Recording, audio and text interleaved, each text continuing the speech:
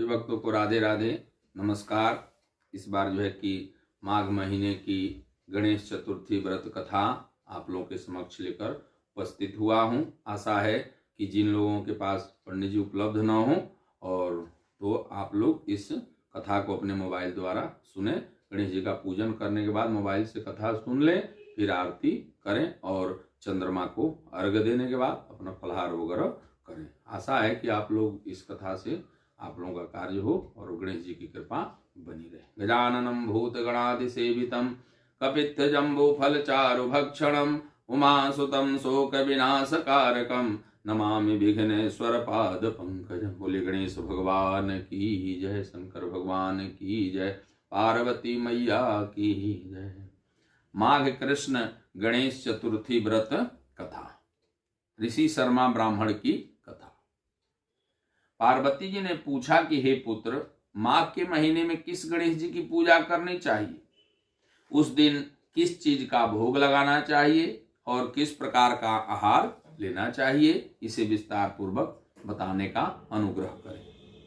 गणेश जी ने उत्तर दिया है कि हे माता, माघ मास में भालचंद्र नाम के गणेश जी की पूजा करनी चाहिए। हे माते, इस दिन तिल के 10 लड्डू बनाएं, 5 लड्डू देवताओं को अर्पित करें और बाकी बचे 5 लड्डू ब्राह्मण को दान में दें। साथ ही ब्राह्मण की श्रद्धा पूर्वक पूजा करें, उन्हें दक्षिणा दें। इसके बाद स्वयं तिल के लड्डुओं का भोजन करें। इसके बारे में मैं आपको राजा हरिश्चंद्र की कथा सुनाता हूं। सतयुग में हरिश्चंद्र नाम के यशस्वी राजा हुए थे। वे क्षत्रिय धर्म में चतुर, सज्जन स्वभाव, सत्य वक्ता और विद्वान ब्राह्मणों के आराधक थे। हे देवी, उनके राज्य में अधर्म का नाम तक नहीं था। कोई भी व्यक्ति गरीब, लूला, लंगड़ा अथवा दुखी नहीं था। सभी व्यक्ति रोग रहित एवं चिरायु होते थे। उनके राज्य में ऋषि शर्मा नाम के एक तपस्वी ब्राह्मण रहते थे। एक पुत्र को प्राप्त के पश्चात उनका स्वर्गवास हो गया। पुत्र का पालन पोषण उनकी धर्म पत्नी करने लगी। भिक्षा मांगकर वह विधवा ब्राह्मणी पुत्र का भरण पोषण करती थी। उस ब्राह्मणी ने माघ महीने के संकट गणेश चतुर्थी का व्रत किया। वह सदैव गोबर से गणेश जी की मूर्ति बनाकर उसका पूजन किया करती थी।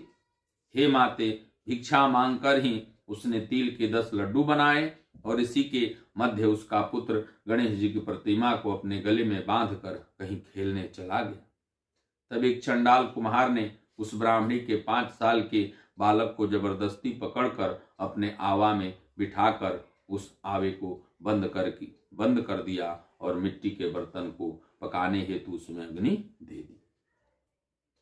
बच्चे की माता जब अपने बालक को ढूंढने लगी, तब उसके न मिलने पर वह बहुत दुखी हुई। वह ब्राह्मणी रोती बिलखती हुई गणेश जी से प्रार्थना करने लगी कि हे गणेश जी, हाथी के समान मुख वाले, विशाल काय वाले, आप मुझ दुखियारी की रक्षा कीजिए। हे लंबोदर, हे विनायक, हे 4 भुजाओं वाले, हे मस्तक पे चंद्रमा को धारण करने वाले, हे दयावंत, मैं पुत्र के विरह में दुखी हूं, आप मेरी रक्षा करें। इस तरह ब्राह्मणी आधी रात तक रोती बिलखती रही। सुबह हो जाने पर कुम्हार अपने पके हुए बर्तन को देखने के लिए आया। जब उसने आवा खोलकर देखा तो उसमें जांघ के बराबर पानी इकट्ठा पाया।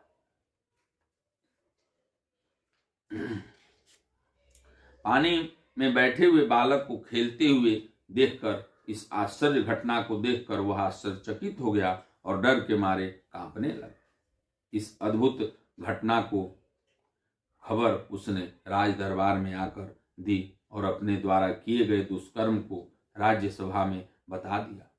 कुम्हार ने कहा कि हे महाराज हरिश्चंद्र, मैं अपने बुरे कार्य के लिए मृत्यु के योग्य हूँ। उसने पुनः कहा कि हे महाराज, अपनी पुत्री के विवाह हेतु मैंने अनेक बार मिट्टी के बर्तनों को पकाने के लिए आवा लगाया, लेकिन मेरे बर्तन कभी नहीं पके और हमेशा कच्चे ही रहे। तब मैंने डर कर एक तांत्रिक से इसकी वजह पूछी। उसने कहा कि तुम बिना बताए किसी के लड़के को बलि चढ़ा दो तो तुम्हारा आवा पक जाएगा। मैंने विचार किया कि मैं किसके बालक को भेंट चढ़ाऊं। जिस किसी के बालक को भेंट चढ़ाऊंगा वो मुझे जिंदा नहीं छोड़ेगा। इसी डर के कारण हे महाराज मैंने पूरी तरह यह तय किया कि इसी बालक को आवे में बिठाकर अग्नि लगा दूंगा। मैंने अपनी पत्नी से सलाह की कि ऋषि शर्मा ब्राह्मण का सर्ववास हो गया है और उनकी विधवा पत्नी भिक्षा से अपना पेट भरती है। वह इस बालक का क्या करेगी? मैं अगर उस बालक को भेंट चढ़ा दूं तो मेरी आवा पक जाएगी। मैं इस घोर पाप कर्म को करके रात में चिंता रहित होकर सो गया। सुबह जब मैंने आवा खोला तो मुझे दिखाई दिया कि इस लड़के को मैंने जिस तरह बैठा गया था उसी प्रकार बिना डर के बैठा है और उस आवे में जांघ तक पानी भरा हुआ है। इस भयानक दृश्य से मैं कांप गया और इसकी जानकारी देने मैं आपके पास आया हूं। कुम्हार की बात सुनकर राजा बहुत हैरान हुए और उस बालक को देखने के लिए गए। वहां बालक को आनंद पूर्वक खेलते हुए देखकर मंत्री से राजा ने कहा कि यह क्या बात है, यह किसका लड़का है, इसका पता लगाओ। इस आवे में जांघ जितना पानी कहां से आया?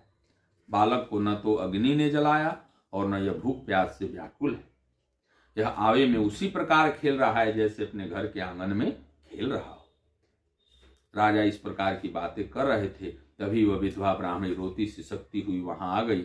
वह कुम्हार को कोसने लगी। इस तरह गाय अपने बछड़े को देखकर भाती है, उसी दशा में उस ब्राह्मणी की थी।